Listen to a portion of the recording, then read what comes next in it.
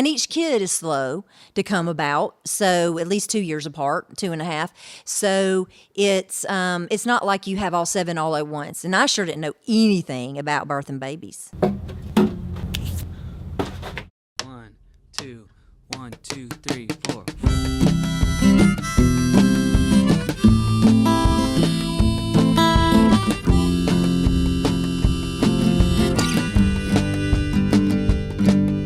Welcome to episode 2 of the Adler.tv show.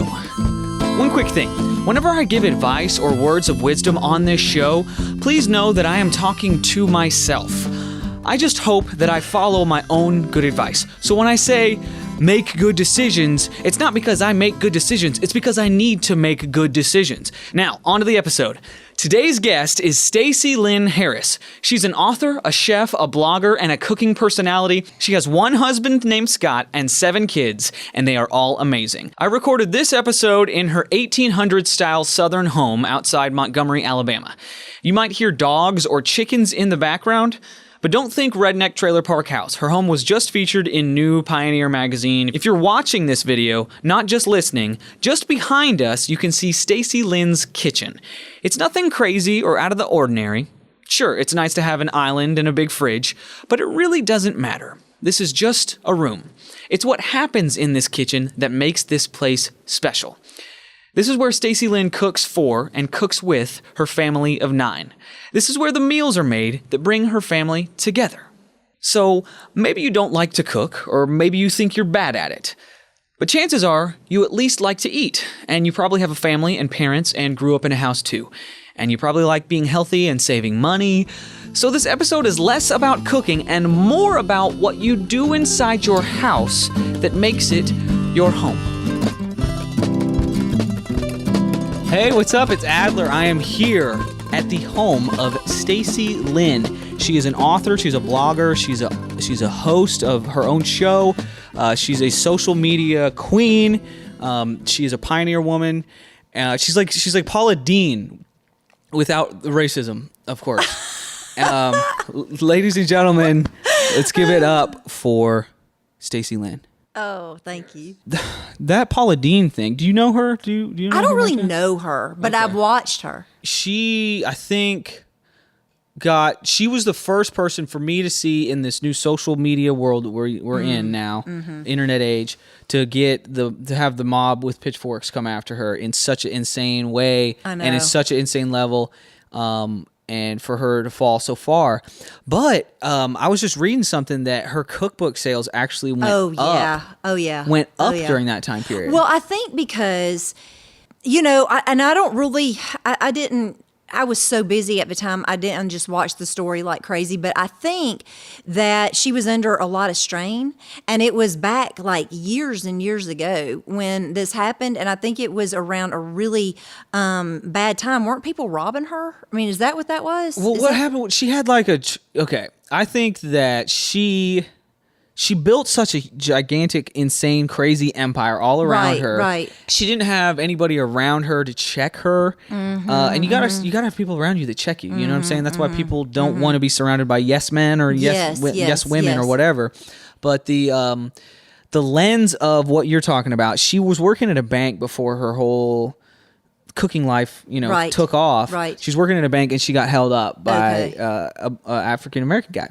I think that it's easy to maybe have a little bit of prejudice in your heart and not know it, and then have a traumatic experience like that, blow it to a whole new level, right? And then to maybe have like jokes that you say that you maybe don't mean, but if you say them enough, eventually you might not even think twice about it, Right. And so I think all those things came together and ended up kind of. But she's actually made a few poor choices. Besides that, like with her whole thing was like butter. Let's get some more butter on this thing. Right. And she had diabetes for many years and kind of hid that too, and you're like still pushing like. Stuff that makes you have diabetes. Yeah, she had a children's book, a children's cookbook where like cheesecake was part of breakfast and stuff like that. And you're just like, okay, well, I don't know how honest it is. And she came up in this walled off world. Like, it's not like that anymore. Like, you have to share your daily life I on social know. media now. Oh my gosh, every day. Yeah, and she lived in this walled off world, and I feel like she wasn't ready for the microscope to be put on her and her life. And I mean, she's still got her restaurant, she's still got her empire, so I'm not too worried about her. And this wasn't meant to be like a rip on Paula Deen time. And I don't think it is. No, I think no. it's just really telling the tale of the times. Yeah. Because everything we do now is with the microscope, and like we've been remodeling a country place, and so every Sunday I do these live videos with that. And so because of that, showing up every week, people see what I'm doing. They see my life. They see my kids. They see people that used to be in entertainment, they could keep their kids completely away. But because people can find people so easily, if they know your child's name, like I'm kind of careful. No, I don't let my kids have, like, say what their birthday is, online. And I don't say what my birthday is online. I mean, there's just stuff that I try to do to keep from everything being completely wide open for your kids. Because, I mean, I'm sure, we have 7 kids, and so far they've been like great. But I would not want them to feel like that they couldn't make a mistake ever. And people are looking at you with this microscope. And she wasn't ready for it, and she didn't she didn't prepare for it, and she had lived a life without it for so long. So it's different. Your integrity is seen whether you want it to be or you don't. We've talked about this a ton. We've talked about social media strategy a Oh, ton. wow, yes. Because it's really Yes. important. I honestly, I don't really like it. If you look at my stuff, Yeah. like I don't post very often. I post like once every 2 months. Well, you yeah, know? but you still have people because you're out. But if you're dependent on it, then you have to pretty much have to do it. produce. And so I'm doing, and I'm on several TV shows, but that only gets you so far. I mean, even if you say that you have one all the time, I mean, I know people that have one all the time, a TV show, and their numbers are not that great on social. And people want to know you, and they want to interact with you, and they want to talk to you and ask you questions, and they at least want to see what you're doing on a daily basis. And so I'm like, I'm posting 2 times a day, at least on Facebook and Instagram, and trying to on Twitter. And I've actually had to have help, but it is me.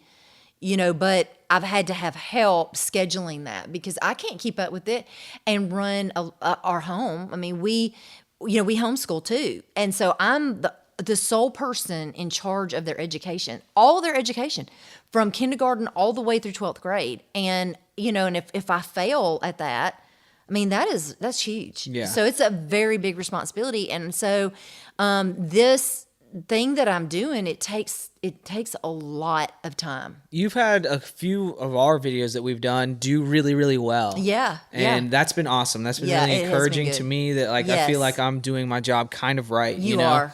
in a Yeah. few ways. But we've also had videos not do, not do anything. And for no reason. I mean, because I'm thinking the content's not any worse, and the other's not really any better. I think it is when you post it, and if Facebook or if Instagram or whoever, if they decide to show it, it's up to them. So that's pretty hard, and that's why I really rely on my website. But I have a team of people, and that's another thing that I really feel like if you want to go the next step, that you want to, you need to get a team around you that can help you to do that. You're talking about Facebook or Instagram, like if they want it to be seen, and they say that it's like an algorithm thing. They make it seem like they're not choosing, but we've seen that that's not true. Yeah. They've been shown, and it's been proven that they've reduced the footprint, so to speak, of more conservative outlets. Right. That's definitely happened. I do the video production for the Rick and Bubba show. That's Yes. my main gig. That's my real job, and we've seen our videos go from like average 100,000 views to an average of 10,000 views. God, that is huge. That's why, like you were talking about, you have to have your own website. Right. And you have to not just count on Facebook. Because like, what if Facebook, all of a sudden, they change their algorithm again? Right. And Which they will. I mean, they're always doing that. Exactly. You know? Exactly. So Yeah. it's for people that are trying to like do something and make something, like Stacy Lynn has made something from scratch. no cooking pun intended. You just got to work hard at it. You have to be consistent. The goal can't be, I want to be huge on Facebook. Yes. The goal has to be. That's right. And you've taught me that, not to rely on one outlet. Yeah. You have to be everywhere, because everybody's not on Facebook.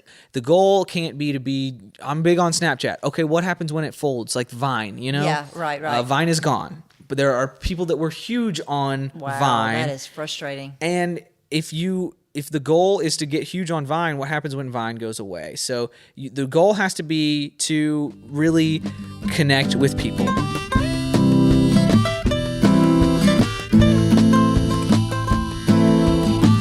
For a little bit of background, Stacy Lynn and I have cooked, or she's cooked. I have cut a ton of videos for her. We've done so many cool dishes.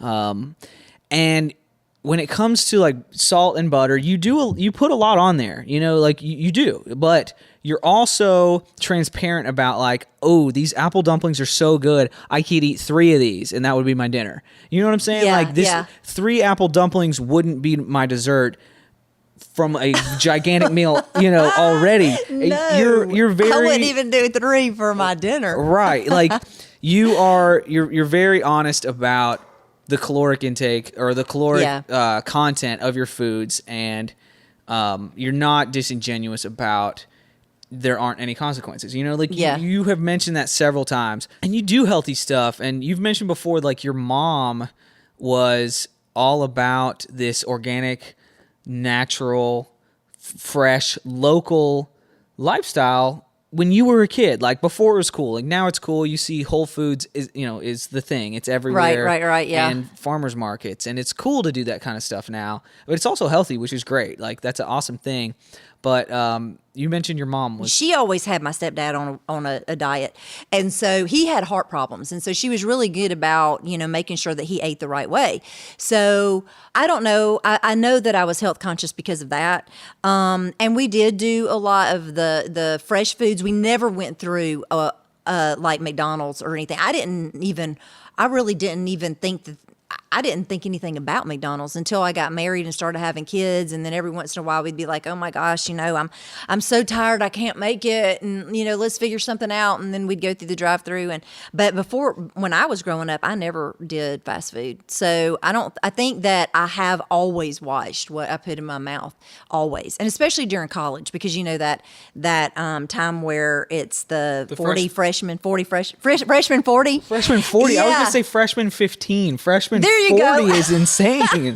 Yeah, that's 40. very bad. I didn't do that, by the way. It's hard. It is hard to stay in shape, especially after 7 kids. It is really, really difficult.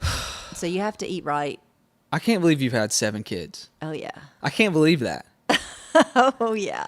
None of them are twins. No. And none of them are adopted? No. Okay. No. Nope. I had them all. Wow. Yeah. So you just stayed pregnant for like 14 years. Pretty much, yeah. Gosh. Yeah. So it was, 7 years and 7 years of that first year after. Yeah. Yeah. 14 years, yeah. And each kid is slow to come about, so at least 2 years apart, 2.5. So it's not like you have all 7 all at once. And I sure didn't know anything about birthing babies. Did you always want to have a gigantic family? No, I didn't even want to have one. So no. I was an only. Well, I grew up as an only child. I do have, but I didn't grow up with my sister and brother. But so yeah, no, I didn't want to have any at all because. Gosh, they were loud. I would go to a restaurant and I'd be sitting next to people and I'm like, oh my gosh, why did they sit me here? But then, and I know that's awful. That is hilarious. Because now I see the prejudice with families that come in, because I was in that seat where if you have like a baby, they'll sit you back almost in the kitchen. And they'll take you to the very back of the place. And then they make sure that you're kind of set apart. And the thing is, our kids minded really well. And they didn't run around the table. They weren't loud. And they would still, but of course, people don't know that. And they would direct you, to the back. But I was one of those people. I was one of the people that was saying, hey, I don't think I'm going to have kids. And then it was about a year after we had been married. And I called Scott at his work and I went, oh my gosh, I was in law school still. And so we were like, I said, the worst thing has happened. And and he was like, yes, the cat is no longer around, So he was thinking something happened to the horrible cat we had, which I love the cat. And so I said, yeah, I'm going to have a baby. And he was like, oh, he was like, that's great. He was all excited about it, but I was like, not ready for it. I was pretty much devastated.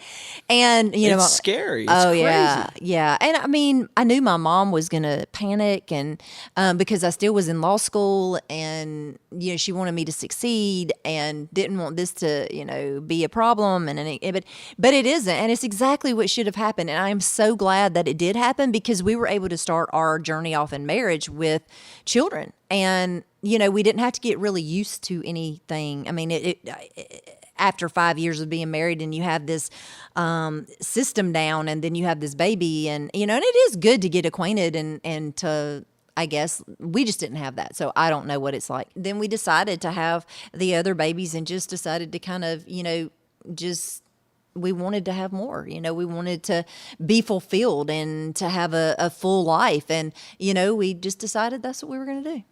Yeah, my brother has 2 kids. My wife and I, in fact, my wife wants to have triplets. Oh, wow. Or twins. Oh, my so goodness. she can just go one and done. One Okay. pregnancy and done. Yeah, I'm pregnancy's hard. I'm like, baby, I don't know if it works that way, sweetheart. I'm so sorry. I don't know if you Yeah. can just ask for that. Because I hear like the first one supposedly is easier to come back from, and then the second one. Oh, yes. I mean, the first and second are okay.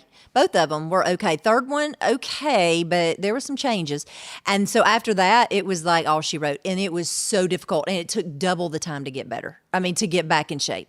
It was like 3 months after the first one, 6 months after the second one, 9 months after the third one. And then it's at least a year after the fourth and all the others, to come.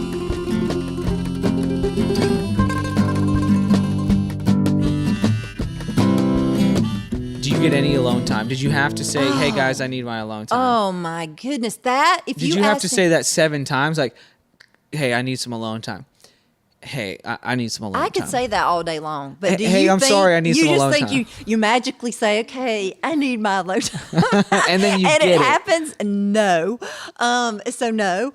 And I grew up having like all alone time. I mean, I didn't have any people in my house except my mom and my dad. And, and so I would go to my room and just do whatever I wanted to, for hours on end. So it has been, and I'm a real extrovert, but I really crave being alone. Oh, for sure. Me too. Oh my gosh. And so I didn't really get that except during nap time. So that is one place that I would say to any young mom, you make sure that you have your children taking a nap. I had my oldest one taking a nap till he was like 7. He didn't know any different. Right. I was That's like, so funny. yes. And then they had a bedtime at 8:00 at night. But the thing is that my oldest is now very scheduled. And so that's a good thing, but it can be a detriment too, because, it's like if people ask you, hey, let's go out and, and he's like, well, I'm going home at 10. I mean, he has just got that schedule down. Sure. So, Good for him. Yeah. So it works out, but no, that alone time is something that I even still miss. But I've always had a quiet time. I'd get my Bible out and pray. And that was always at 1:00 in the afternoon when my kids went down for a nap. I ran into this girl at the grocery. No, this was after I had my second baby, and I ran into her at the mall. And I had the babies with me because I took them everywhere I went. She didn't have hers with her, but hers wasn't a baby; it was like a 1-year-old. And she goes, "Isn't it the most wonderful thing?" And I was like, where are you from? I mean, I'm thinking, this is hard. This is really, really hard. And then I felt bad for saying anything, but then I found out that she had like nannies and stuff. Oh, yeah. And so I'm thinking, well, okay, so, or if you had your mother stay over, but my mom was working at the time and she couldn't really do that. So, but to be at home, especially with a sick one, like one that has colic or one that, has ear infections and stuff like that, it is really, it's a hard thing. And I don't want to discourage people from having kids because I have loved it and it has been great. And I wish we even had more than 7. And I would, if I could go back, I would go ahead and have another baby. Oh my gosh, you're crazy. Your oldest is how old? He is 24. And your youngest is? 9. 9. Okay. What is it? 4 girls, 3 boys?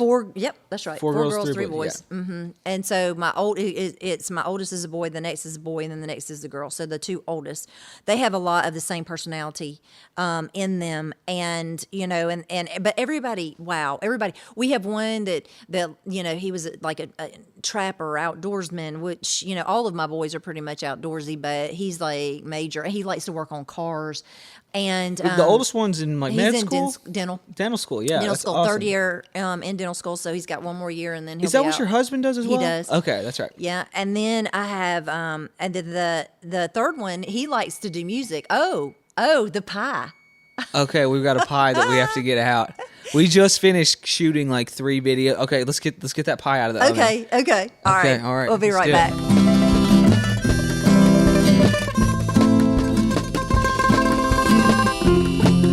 You have taught me so many things. I really want you to know. I can't You even really imagine. have. We've done how many videos together? Oh gosh, a lot. What, like, let's see. I don't know. We're getting up there into the 20s. 20. Yeah, we've done over Yep. 20 cooking videos together.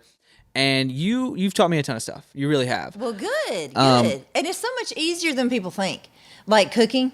It's just people think it's really hard, and you almost, if you learn certain techniques, you've got it made. I mean, you don't have to have recipes, which of course, I make a living off of recipes because, you can buy my cookbooks and you get the recipes, but the technique is so, so important. And once you have it, you're good. I had a cast iron skillet. It was kind of small, and I would use it occasionally, but I didn't really know how to utilize it. Right. It's really so much about holding that heat. Yes. That yes. you can dump a ton of stuff in there, and it'll hold on to that heat, and it's nice and even. You don't really get hot spots. You can get a nice char on steaks. Oh, yeah, it's Olive so great. oil, salt, pepper, maybe a little bit of rosemary. Yeah. Throw that in a piping hot cast iron, and you've got yourself a delicious, delicious steak with a nice brown crust on the outside. Do not overcook it. If it's gray, I know. If it's Isn't gray, that the truth? if it's gray in the middle, go ahead and put some ketchup on it I agree with that. because 100%. because you messed it up. So Yeah. I was gonna say I have a pretty sweet grill. Yeah. I have not used it at all this summer because I've just been like, you know what? I could just kick on this cast iron right here. I know.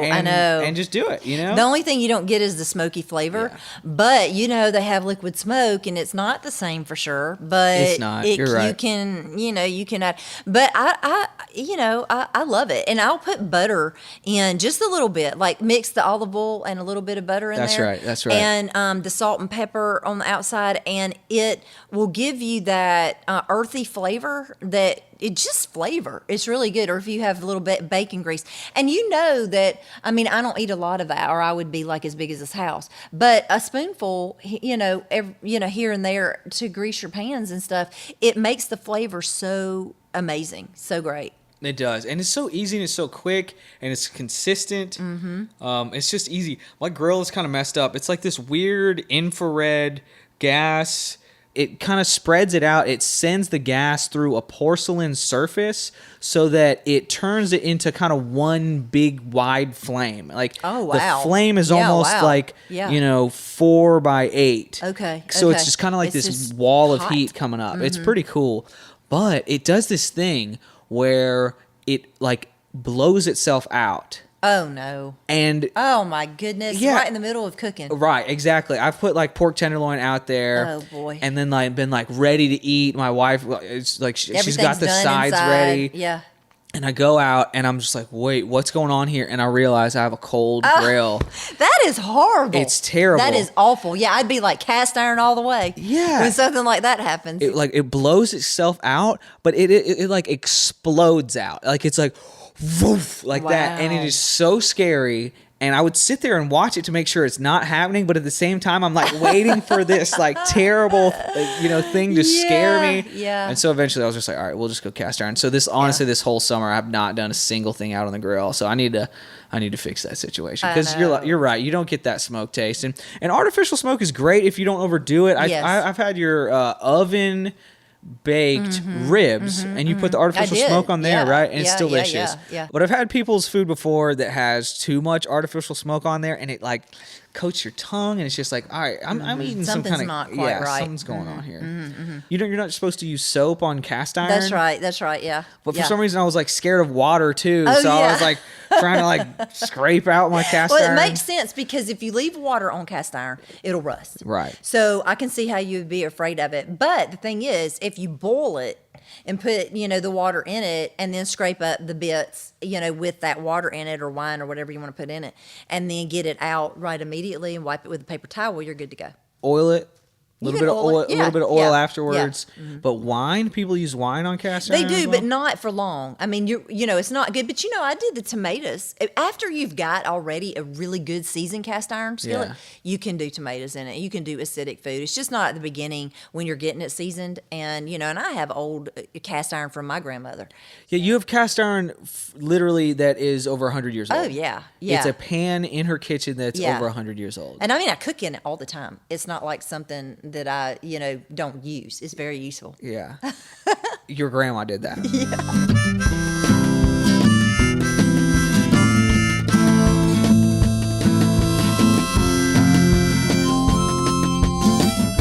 But chickens are great. You got to have chickens, and they're not that difficult. You have chickens, to you take have care a of. farm, your husband and your sons, yes, they're actually coming back from a hunt right Right, now. So they are. you guys will harvest a few deer throughout the throughout The this season. season, and then you've got fresh venison that Yeah. Yep. fresh, organic, Right. non-GMO, Yeah, whatever non you want it to be. I mean, it is perfectly great stuff. Yeah. And we have pigs on our land, which is not something that anyone should be excited about, but because they destroy your land. Yeah. But so now we have pigs, so we don't have to raise our own pigs. We used to raise them, not here, but we would get somebody to do it and feed them what we wanted them and finish them off the way we wanted them to be finished and all that. And the same thing with a cow, but we don't have to do the pigs anymore. We still have to do the cow, but because I like a variety of meat. Yeah. And I'm kind of known for venison and wild game and stuff like that. But I really love beef. I love it all. I mean, I just think food's great. You do a great job of making people that are scared to eat venison not aware that they're eating venison. You're like, here, I have Here this. you go. Have this Mexican skillet. Yes, there you go. It's delicious. It's delicious. Yeah. And it really was good. It really was good.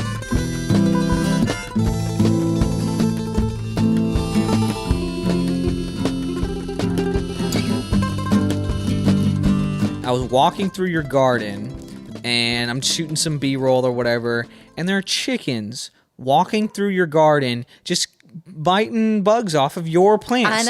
I know. Your chickens Yep. keep your garden Yep. working. It's a perfect little ecosystem because, I mean, we use the chicken manure, put it in the compost bin, and it's not really that great to put right up on your plants because it's too, it's got, the pH is just, really high.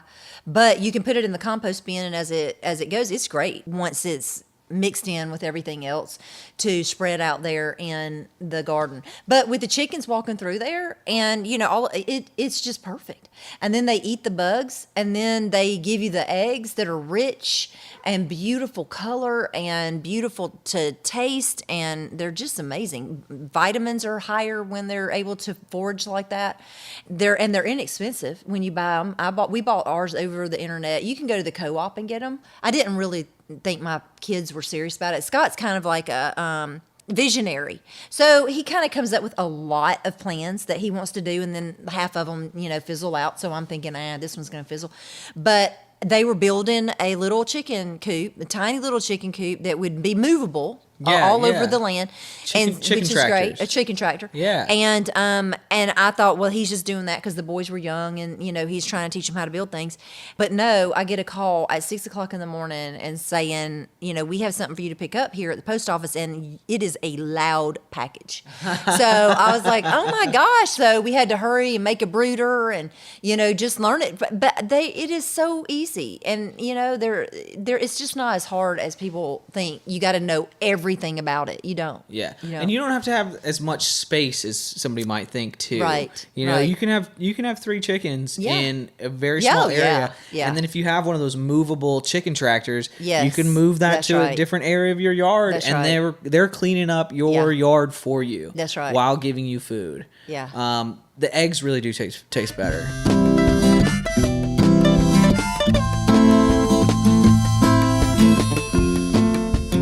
the garden is too cool just to be able to walk outside and grab a handful of stuff. And like now I've got my salad. Now I've got my greens that I'm going to substitute instead of noodles. I'm going to do greens instead. Yeah. What you did on that, like salmon, ginger. Yes, it was delicious. Orange glaze. So good. Salmon. I wish I had that now. Yeah. Oh yeah. Aaron and I actually made that like 3 or 4 times after, good. After cutting that video. I was like, all right, baby, you got to watch this video and we're going to do this. It is so easy when you see people do it and you're just like, God, that is easy. What in the world? Yeah. What have I been missing? It was really weird us, like a month later, us being in the kitchen playing the video that I shot and edited. That's right. That's pretty cool. And like pausing it and being like, hey, wait a second. I need to, I need to do that. What she just said.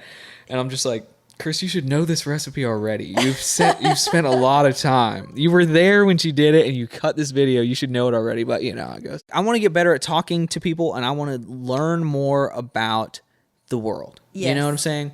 So I'm going to be trying to sit down with a different person each week in 2019 from, concrete, people, Mason. See, I don't even know what it's called. That's why I need to talk to these people.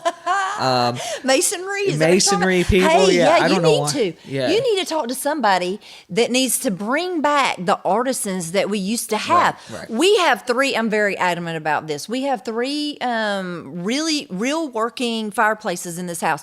Do you know that only one person in this area, in Montgomery area, and he wasn't even here, he was in Millbrook, and it was an old African-American guy that knew how to lay bricks great, and he did all 3 of these. Then he did one at our cabin, and to make them draw right, to make them do right, to get the idea of what you want, he was able to figure that out just by us talking to him. No one else could do that. And to bring back that artistry of masonry, people don't even think about it, and it's definitely a cool thing, and it's something that people need to keep doing. Yeah, you're starting to see this tide turn of the wages of these jobs that people might not look at as one lucrative or as like something that's like to be honestly even respected, but like that's so off. That's so unbelievably off. But you're starting to see that turn because there are less and less people going into these fields, less and less people that have this knowledge. That's right. And so it's a cool thing. Mm-hmm. Carpentry. Yeah, I don't know what the future holds as far as like what jobs are going to be in demand. Right. But I know that those kinds of things are going to continue to. Yeah.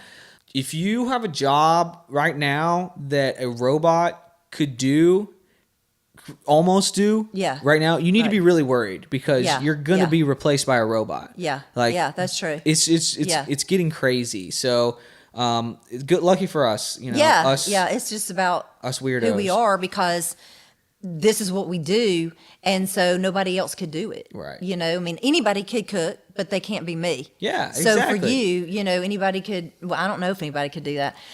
Because what you do. No, there are tons of people that can do what I do, and there are tons of people that are better than me at what I do. I am, and that's another reason why I want to sit down with so many different people and talk to so many different people, because I feel very, what's the phrase? A mile wide and an inch deep. I feel that. You're deeper than you think you are. Well, thanks so much. That's one of my favorite stories that you had been telling, because you'll cook and you'll tell stories, during the videos, because like you said, like anybody can cook, but nobody's you. Yes.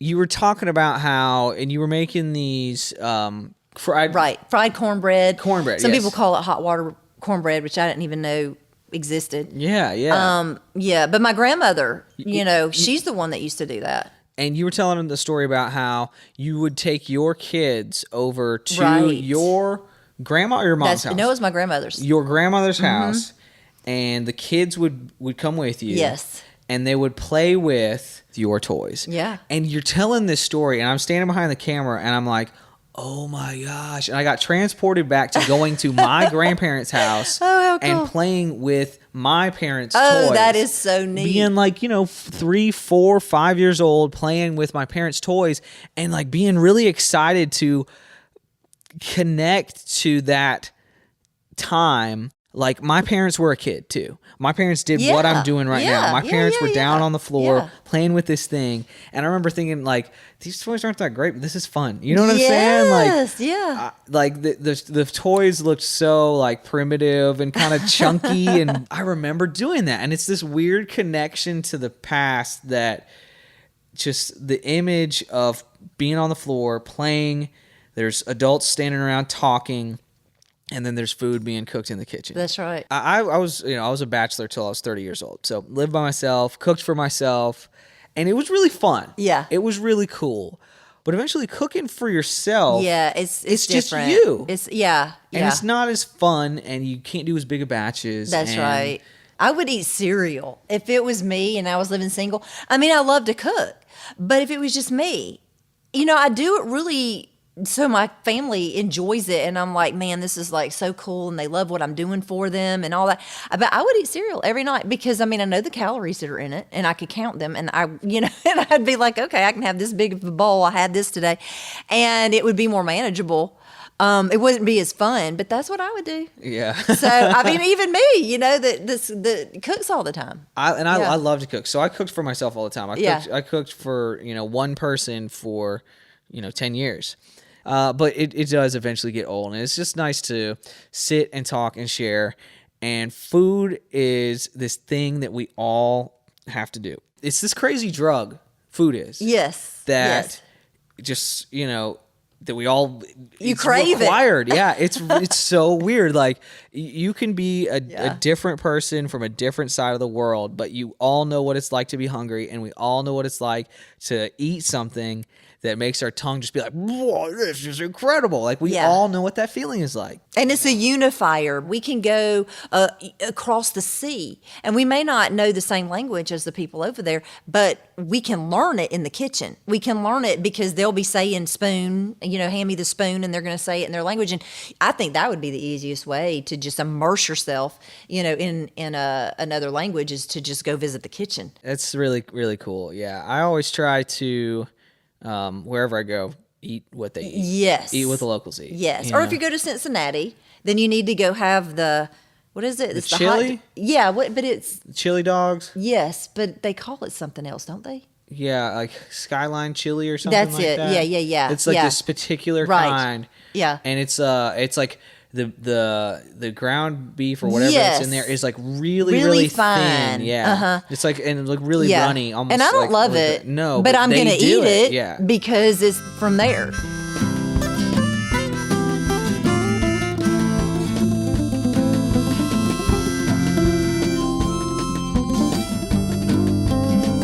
So if you want to get into something that's easy, I won't say gardening's totally easy, but if you get your seeds from reputable places, I love Walmart and everything, and I'm sure some of their stuff grows, but it's not really local to here. Yeah. But if you get things that grow here, you're going to do a good job. Well, my dad had, he has black-eyed peas that he's had, 50 years. And he's given me a lot of things like that. So I'm growing really the same plant that he grew, 50 years ago. Food has changed a lot in the last 50 years. Oh, yeah.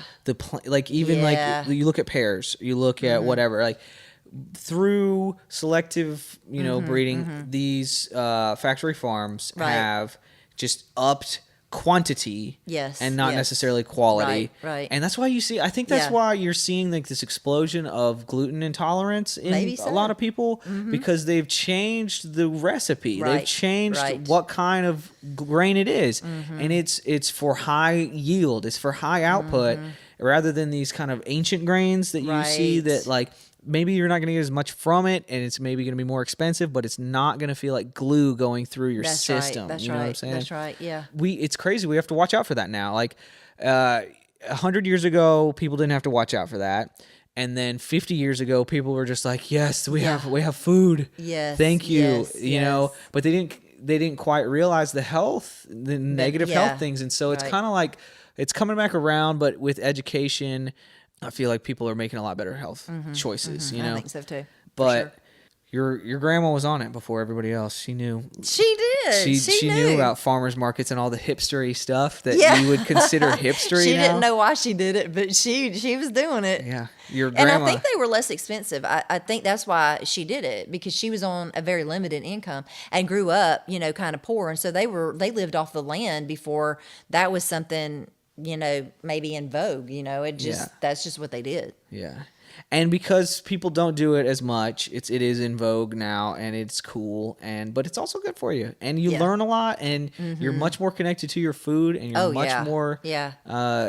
you're much more connected to the world. Not in like a be in the world but not of the world, Yes, that saying, but not in that kind of way, right. but like literally having a better perspective on Right. the world.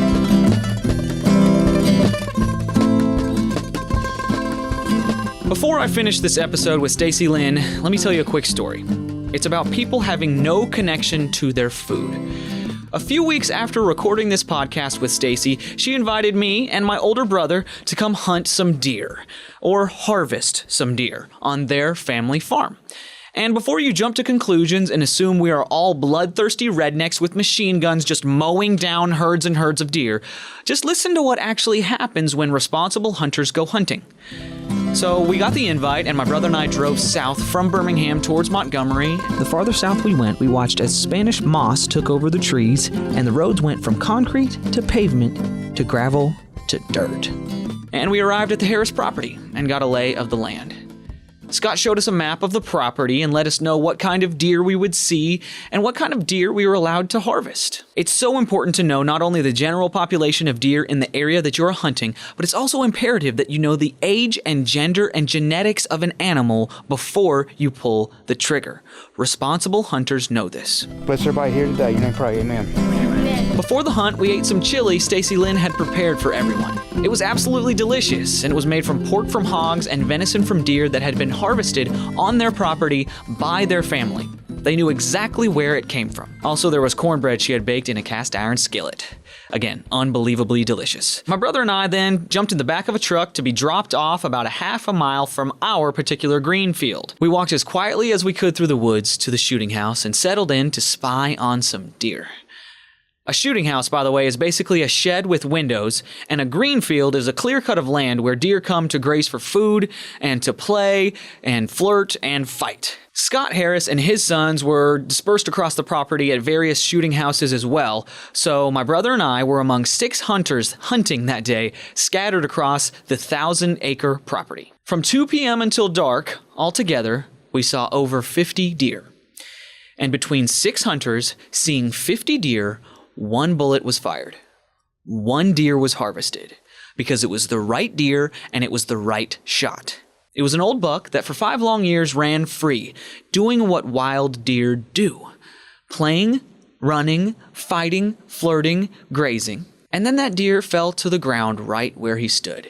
Not feeling fear or captivity, not feeling pain or suffering, this deer lived a healthy, natural, full, and long life. I didn't see any blood when we was dragging it. I think that deer died of old age. You was in the right place at the right time, right there. They have had a heart attack. And from this one deer came 60 pounds of non-GMO, free-range, cage-free, antibiotic-free, lean, high-quality venison that will feed Stacy Lynn's family for quite some time. If you think you can say the same thing about any meat product you consume from a drive-thru or any meat you buy from a value store, you are mistaken. It's not a moral thing. It's not a good person, bad person thing. It's not a rednecks versus civilized people thing. If you consume meat products at all and you think that people should not hunt, you are just uneducated about the reality of the situation. And you don't know where your food comes from. So if you get on social media and raise a pitchfork to stop the hunters, not only do you not have the moral high ground, you are just wrong. You are also much more likely to die if the world ends. Okay, now to wrap up the interview with Stacy Lynn.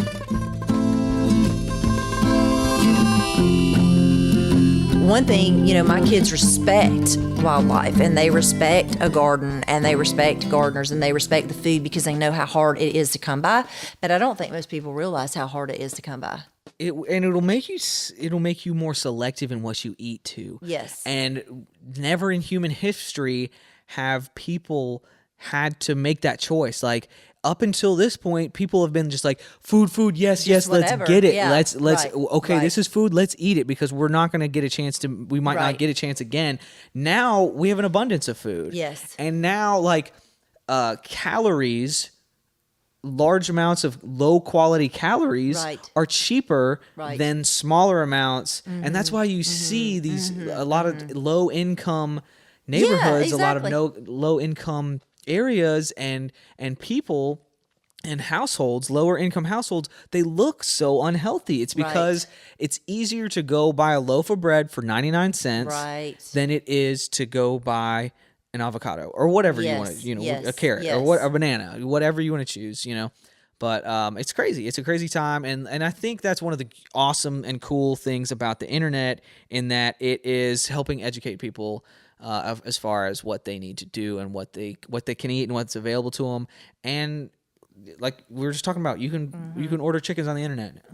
Yeah. You can order a chicken on the internet. No. You can even pick what it's going to look like. They have really cool looks, like the black and white ones, or like your classic red, amber, your Rhode Island sunburst reds one. and Americanas and fluffy feet. I forgot what they're called, but we have one out there, and I mean they're just awesome, and they're so fun to watch. So it's amazing. It's a wild world.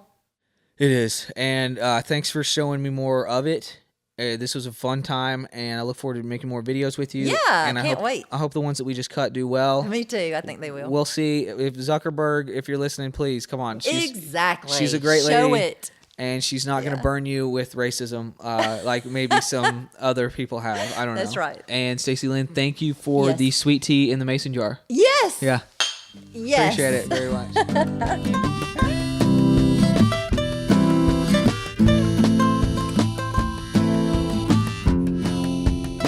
That's it for this episode of the Adler.tv show. This week's featured nonprofit is the Christian Service Mission. Christian Service Mission exists to bring together people and resources to change the lives of those in need. They have a food, a housing, and outreach ministries, and from the 1980s through the year 2000, CSM operated Food Source, which networked resources and distributed food to over 60,000 families every month in Alabama, Georgia, Florida, Mississippi, Louisiana, and Arkansas. And they've now transitioned to community development, where they continue to build healthier communities in the city of Birmingham and beyond. Find more info about the Christian Service Mission by going to csmission.org. Next week's show is all about live music and audio recording. Have you ever been to a concert and wondered why it sounded so good? Or heard your own voice on a voicemail and wondered why it sounded so bad? Well, my friend Bert Trotman has been a sound guy for some major touring acts, including Prince, and he's now an audio engineer at Church of the Highlands in Birmingham. And he's going to be on the show next week talking all things music, live music, and audio recording. Do not miss it. For information, all the links, and anything else you might need about this show, go to my website. That's adler.tv. Thanks for listening. Thanks for watching. See you next week.